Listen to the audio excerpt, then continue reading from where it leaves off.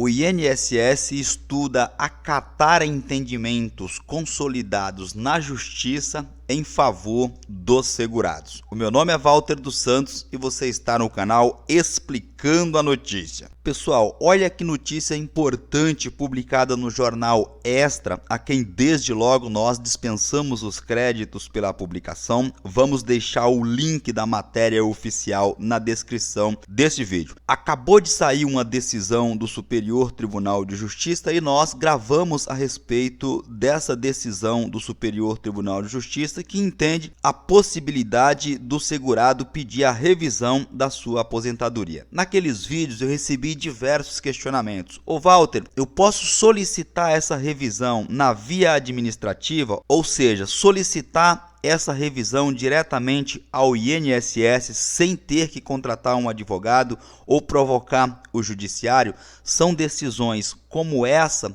que o INSS está pretendendo conceder esses benefícios para os segurados sem que ele tenha que ingressar na justiça para tanto. Até porque são aqueles casos que já têm uma decisão consolidada da justiça em favor de algum ou de algum segurado do INSS. Qual que é a ideia do INSS? É sempre que houver um entendimento consolidado, eles concederem esses benefícios em favor do segurado sem que ele precise ingressar com um processo na justiça. Vejamos a publicação do jornal Extra. Para reduzir o número de ações na Justiça, o Instituto Nacional do Seguro Social, INSS, estuda aplicar administrativamente entendimentos já consolidados na Justiça em favor dos segurados. O anúncio dessa pretensão foi feito pelo presidente do INSS, Renato Vieira, em entrevista ao jornal Extra. Entre as jurisprudências, ou seja, decisões do judiciário que podem passar a ser aplicada automaticamente, sem que o segurado tenha que ingressar com ação na justiça para ter esse direito, está, por exemplo, a contagem do tempo em auxílio-doença para fins de aposentadoria.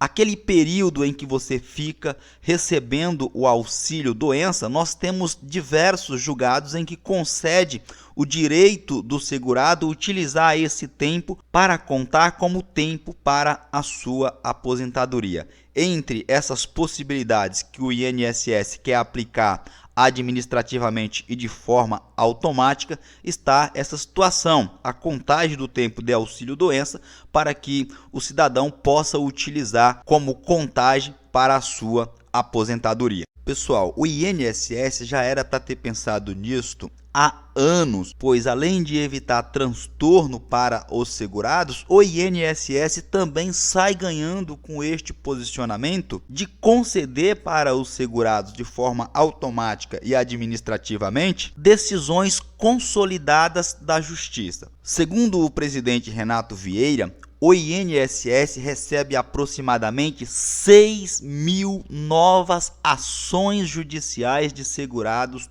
todos os dias. Vejam, 6.000 ações por dia. Todas as vezes que o cidadão ingressa na justiça contra o INSS, o processo fica mais caro. Por quê?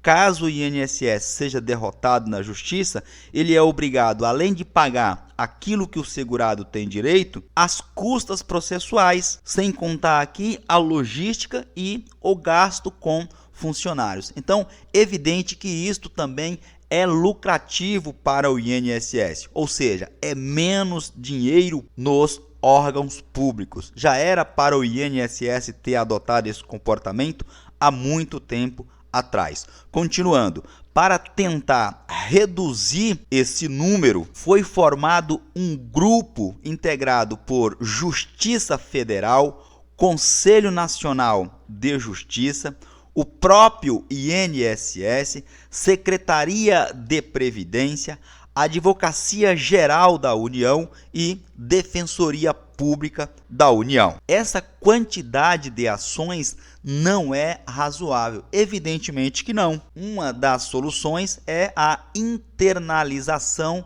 de entendimentos consolidados na Justiça nos processos contra o INSS. Ou seja, todas as vezes que o Judiciário decidir favoravelmente a um segurado ou a determinado grupo de segurados e o órgão perceber que isto irá se judicializar, ou seja, mais pessoas certamente ingressarão na justiça pedindo o mesmo direito, o INSS tem que se adiantar e já conceder isso de forma automática para os demais segurados.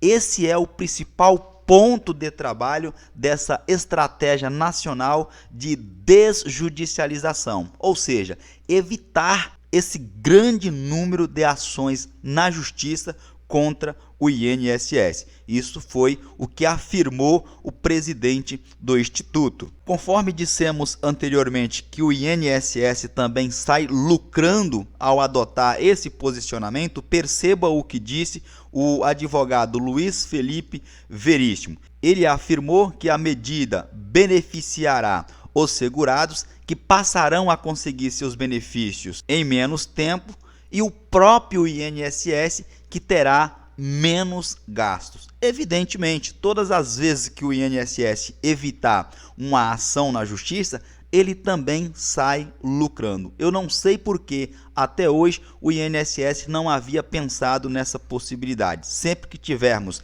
decisões consolidadas do judiciário, já conceder o benefício para os demais segurados, sem que haja a necessidade do cidadão ter que ingressar com um processo na justiça. O INSS tem que gastar muito mais, além de pagar as custas processuais caso seja derrotado. Perceba o que disse o especialista na continuação de sua fala. Não tem motivo para o INSS negar um benefício que já é praticamente certo que a pessoa vai conseguir judicialmente. Peguemos como exemplo a última decisão do Superior Tribunal de Justiça sobre a possibilidade do aposentado pedir a revisão da sua aposentadoria com base em todo o seu período contributivo. Ora, se nós já temos uma decisão de um tribunal superior, é evidente que todo cidadão que ingressar na justiça e comprovar o seu direito sairá vitorioso. Então, não faz sentido o INSS não conceder esse benefício na via administrativa. É o caso, inclusive, de já pôr em prática essa última decisão do Superior Tribunal de Justiça, em que assegurou aos aposentados a possibilidade de fazer a correção, a revisão dos seus benefícios com base no período de contribuição anterior ao ano de 1994, ou seja, antes do Plano Real. E continua ele, o órgão só adia o pagamento, ou seja, ao invés do INSS já acatar a decisão e conferir o benefício para os demais, ele fica protelando e com isto gera juros, multas e pagamento de custas processuais. E este dinheiro sai do bolso do contribuinte. Ou seja, o cidadão ele é prejudicado duas vezes. Primeiro porque ele tem o seu direito adiado e depois porque os impostos que ele paga para o Estado, que poderia ser revertido em outros benefícios, serve para pagar uma irresponsabilidade dos gestores do INSS ao protelar, ao adiar o pagamento, pois é quase que certo que posterior ele vai ter que pagar os valores retroativos com juros. O jornal apurou que, de acordo com o presidente do INSS, o custo administrativo da concessão dos benefícios é de aproximadamente R$ 800. Vejam a diferença. Já o custo da concessão após um processo na justiça aumenta para cerca de R$ 4.000. Pessoal, é uma diferença absurda, monstruosa. Vejam, sobe de R$ 800 para R$ 4.000. Vejamos a seguir alguns entendimentos consolidados na justiça, ou seja, que não cabe mais discussão, já era para o INSS conceder aos segurados.